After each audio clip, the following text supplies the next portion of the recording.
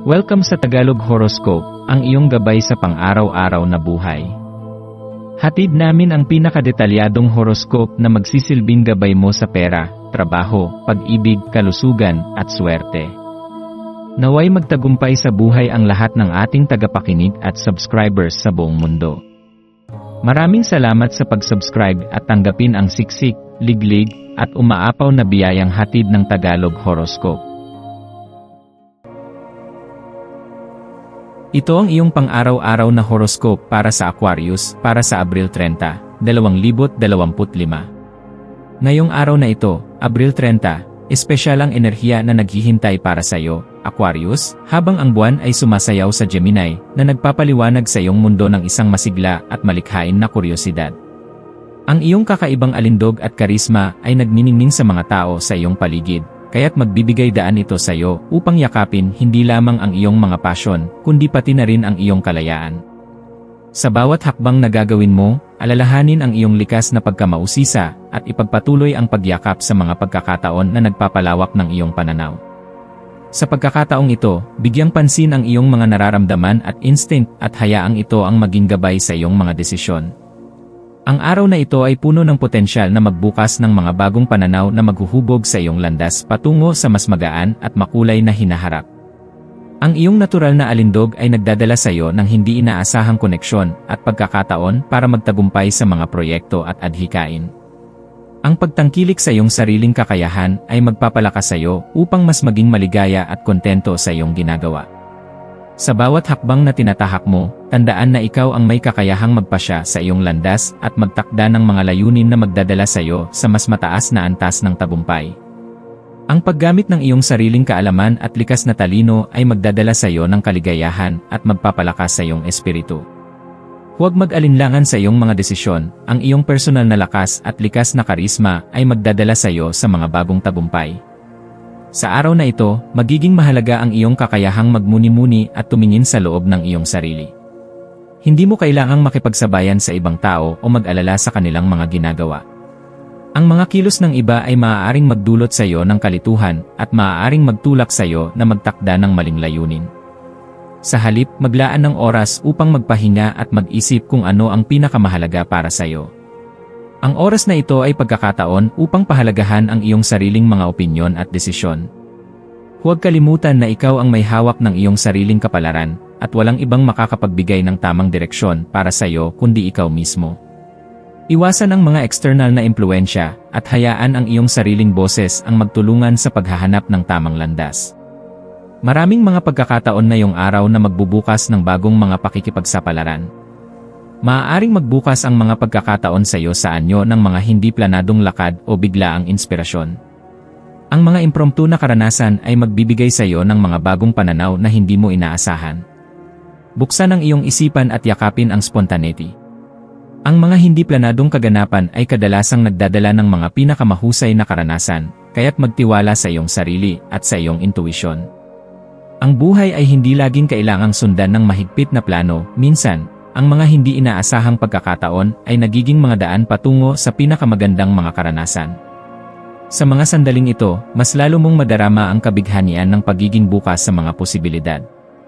Habang ang araw ay lumalago, ituon ang iyong pansin sa kapangyarihan ng iyong inner light. Pansinin kung paano ang iyong pagkakaroon ng isang maligaya at maliwanag na pananaw ay nakakaapekto sa iyong mga interaksyon.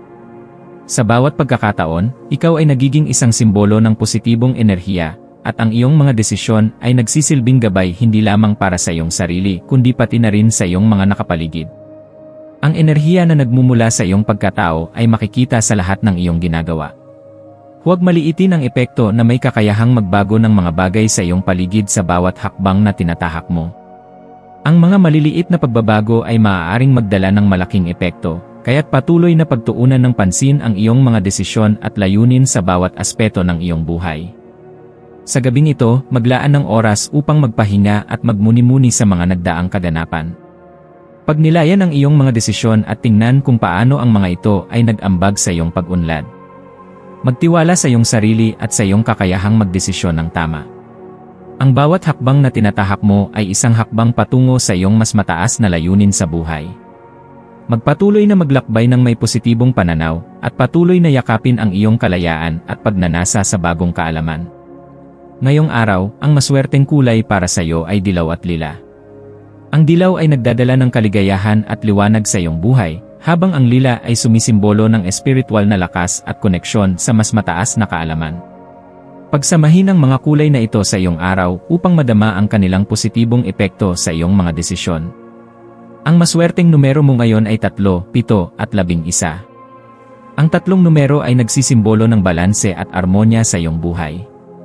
Ang 7 ay nagsisilbing gabay na magdadala sa iyo ng mga pagkakataon para sa pag-unlad, samantalang ang 11 ay isang numero ng spiritual na paggabay at paglago.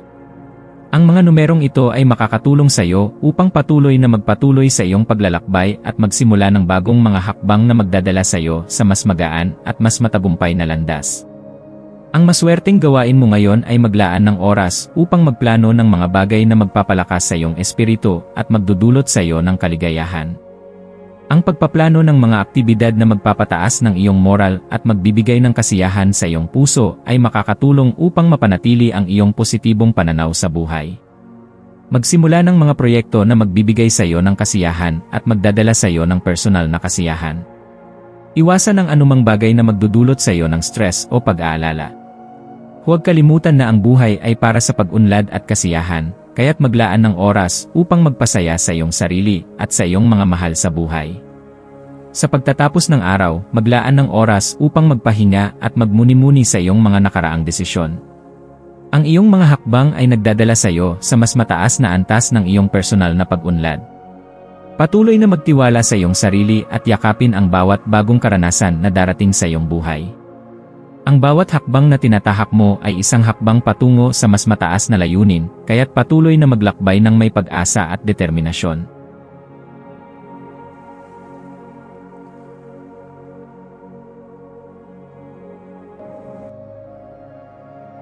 Tayo ay magkaroon ng kaunting sandali upang ipagdasal ang lahat ng mga dalangin ng ating mga subscribers, na sana'y matamo nila ang kanilang mga pinapangarap sa buhay, magandang trabaho, mabuting kalusugan, payapa at masayang pamumuhay, at siksik, liglig at umaapaw na biyaya at kayamanan.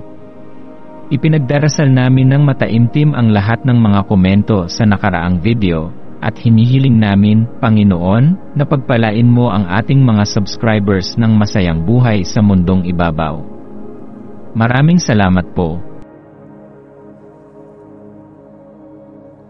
Maaari kayong mag-subscribe sa aming channel na Daily Prayer, kung saan nag-a-upload kami ng pang-araw-araw na Catholic Gospel Readings, Reflections, at Daily Rosary Reading para sa lahat ng misteryo ng araw.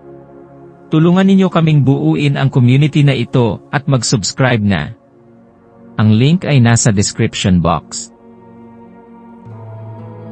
Maraming salamat sa panonood ng iyong horoscope ngayon araw. Naway gabayan ka ng mga bituin sa iyong landas. Huwag kalimutang mag-like, share, at subscribe para sa iba pang cosmic na kaalaman. Hanggang sa muli, manatiling konektado sa universo.